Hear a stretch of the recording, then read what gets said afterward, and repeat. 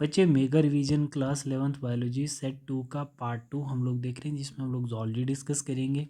ठीक है बच्चे, हमने पहले बॉटनी डिस्कस की थी सेट 2 की।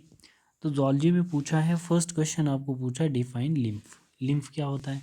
तो बच्चे आप लोग जानते हैं कि लिम्फ एक कलरलेस फ्लूइड है that circulate through out the lymphatic system. Lymph contain many different substances including protein, minerals, fat, etc. है ना। तो ये जो बच्चे प्रोटीन्स हैं ये कैसे हो सकते हैं? ये प्रोटीन्स हमारे ऐसे हो सकते हैं कि जो हमारे इम्यून को रिस्पॉन्स करने में हेल्प करते हैं। दूसरा, वेस्ट रिमूवल करने में हेल्प कर सकते हैं, फ्लूइड बैलेंस करने में हेल्प कर सकते हैं। तो इस टाइप के प्रोटीन्स जो हमारी बॉडी में प्रेजेंट होते हैं। ठीक है बच्चे, नेक्स्ट क्वेश्चन है डिफाइन एक्सोस्केलेटन्स। सेकेंड क्वेश्चन क्या है बच्चे हमारा? Define exoskeleton. तो बच्चे आप लोग जानते हैं कि एक्सोस्केलेटन क्या होता है बच्चे? Exoskeleton is defined as the stiff outer covering. तो इसको हम क्या बोल सकते हैं? Hard outer covering that provide support, protection and movement for the animal body. ठीक है बच्चे, made up of chitins and calcium carbonate. तो कैल्शियम कार्बोनेट से कोई भी चीज़ बनी होगी वो हार्ड होगी, उसकी exterior. some creatures it covers supports and protect the main body of the many organism that is invertebrate। ठीक है बच्चे, जैसे काइटन्स किस में? इंसेक्ट क्रस्टेशियंस में दिखेगा। ठीक है, और calcium carbonate mollusc and some crustaceans में। तो फंक्शन क्या होते हैं? स्पोर्ट्स के लिए, प्रोटेक्शन के लिए, मूवमेंट्स के लिए, डिफेंस के लिए हमारा एक्सोस्केलेटन प्रेजेंट होता है ऑर्गेनिजम्स में, मोस्ट ऑफ द इन्वर्टिब्रेट्स। ठीक है बेटा, नेक्स्ट क्या बताता है? Nephridia are present in earthworm. तो बच्चे आपको पता होना चाहिए कि नेफ्रीडिया होता है क्या बच्चे? Nephridia are the excretory organ found in many invertebrates animals such as worms and mollusks. They play a crucial role in removing waste product and excess ions from the body। ठीक है बच्चे, तो इसकी क्या एग्जांपल आएगी बच्चे? Nephridia किस में प्रेजेंट होगा? अर्थवर्म में प्रेजेंट होगा। फिर उसके बाद हमारे पास क्या आता है? Next question, question number 4, what is vital capacity of lungs? What is vital capacity of lungs? तो आप क्या बोल सकते हैं? वाइटल कैपेसिटी ए क्या है लंग्स की? जो maximum amount of air that can be expelled from the lungs after the maximum inhalations, right. It is a measure of the lungs ability to expand and contract. ठीक है, तो उसको हम क्या बोलेंगे? Vital capacity. ठीक है बच्चे, तो वाइटल कैपेसिटी क्या है? Tidal volume plus inspiratory reserve volume plus expiratory reserve volume. ठीक है, तो लास्ट क्वेश्चन क्या है? Respiration in frog take place through gills. Use करेगा पानी में, स्किन यूज़ करेगा, पानी में भी कर सकता है, लैंड पे भी। बक्कोफेरिंजल्स जो हैं वो भी यूज़ करता है। All of this is right answer. ये इसका ए पार्ट आ गया बेटा। ठीक है, अब हम इसका बी पार्ट देखते हैं। बी पार्ट में क्या है बच्चे? बता रहा है कि write short note on the gases, note on gases in human beings. Mainly two gases are involve and inhaled and exhaled from our body, oxygen and carbon dioxide respectively.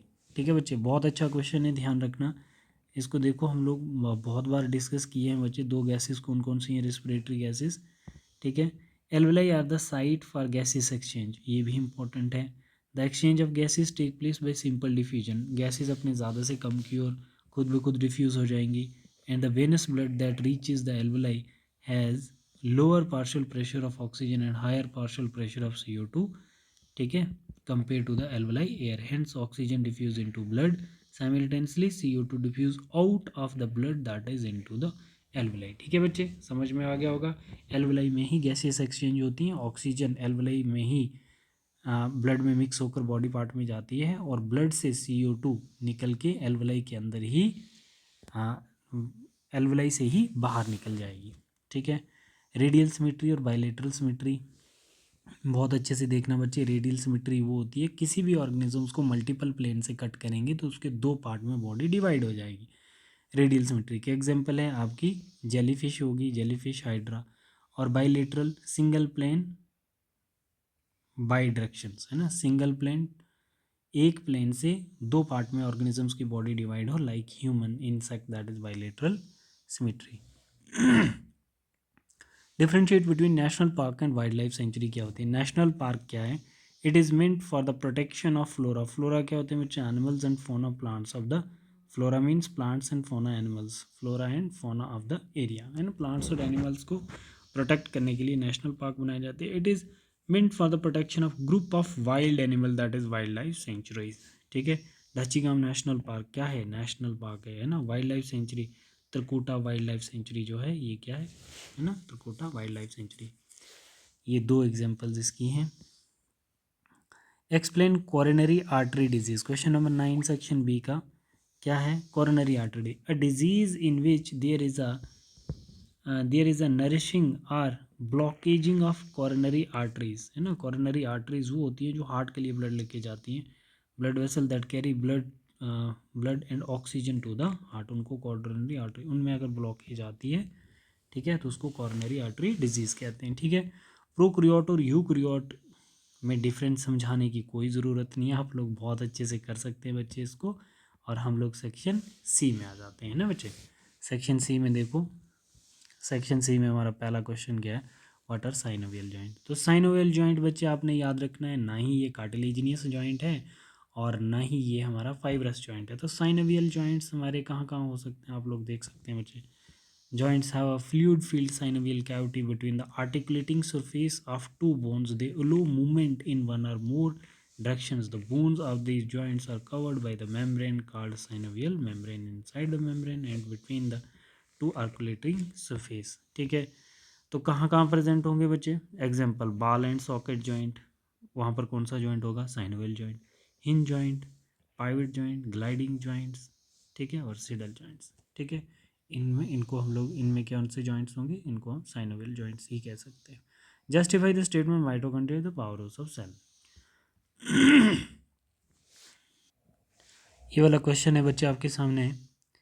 Mitochondria is the small capsule like cell organelles. Mitochondria are important because they are site of aerobic respiration, ठीक है बच्चे। Respiration can we divided into main steps is glycolysis, Krebs cycles. While glycolysis take place in the cytoplasm, the next phase of the respiration, that is Krebs cycle, that take place in the mitochondria, ठीक है बच्चे। It is after the Krebs cycle that energy is produced during respiration. The energy produced at the end of respiration is not utilized by the cell insistently, rather it's stored mitochondria in the form of ATP, ठीक है, adenosine triphosphate. The ATP is then utilized for getting energy when required. Mitochondria called the powerhouse of cells. Of two reasons, it is site where energy is produced.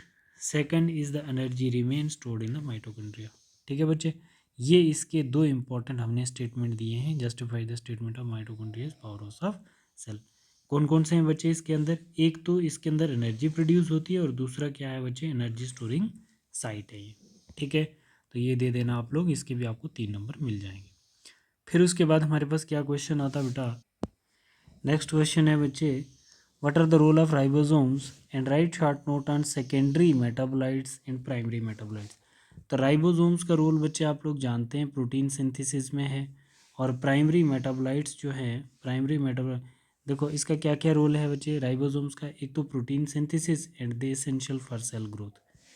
Primary metabolites क्या है, ये biomolecule are that required to carry out primary metabolic process like photosynthesis, respiration, protein and lipid metabolism etcetera, ठीक है। ये primary metabolites का role होता है। Primary metabolites they have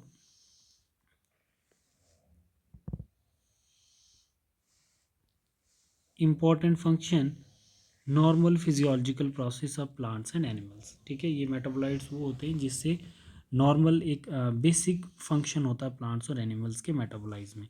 secondary metabolites जो होते हैं वो प्लांट्स में इंपॉर्टेंट होते हैं। Many plants fungi and certain genera family synthesize number of organic compound which are not involved in primary metabolites and seen to have direct function and growth in development of plants, ठीक है। Primary metabolites जो होते हैं वो plants में required होते हैं but animals के अंदर रिक्वायर्ड नहीं होते हैं, ठीक है। ऐसे आप लोग इसमें भी देखेंगे loop of Henle counter current mechanism जो है बच्चे, यहाँ से थीरी एक बार आप लोग देख लेना। अगर आप यहाँ से नहीं करते हैं इसकी थीरी तो आप लोग एनसीईआरटी, मतलब ये थीरी तो करनी ही है आपने काउंटर करंट मैकेनिज्म में, बट इसकी डायग्राम जो है आप अपनी एनसीईआरटी से कंसर्न कर सकते हैं, ठीक है। ये रहा आपका सेक्शन डी। सेक्शन डी में सबसे पहले आप लोग ह्यूमन एक्सक्रीटरी सिस्टम में पेयर ऑफ किडनीज बनाओगे, उसके टॉप पे क्या होता है, आपके एड्रिनल ग्लैंड प्रेजेंट होते हैं। ठीक है बच्चे, ये भी ध्यान रखना, inferior vena cava, superior vena cava, adrenal gland, renal arteries, renal vein, kidney, dorsal aorta, ureter, urinary bladder and urethra. ठीक है, तो किडनीज जो पेयर ऑफ किडनी होती हैं तो उनका काम होता है यूरिन प्रोड्यूस करना। ठीक है, यूरेटर ट्रांसपोर्ट करते हैं, यूरिनरी ब्लैडर में स्टोर होता है, यूरेथ्रा वाइडेड आउट करता है। ठीक है, ये अलग अलग फंक्शन है इनके बच्चे, यहाँ पे मैंने एक्सप्लेन किए हैं, आप लोग देख सकते हैं बेटा। ठीक है, ये वाले इसके फंक्शन।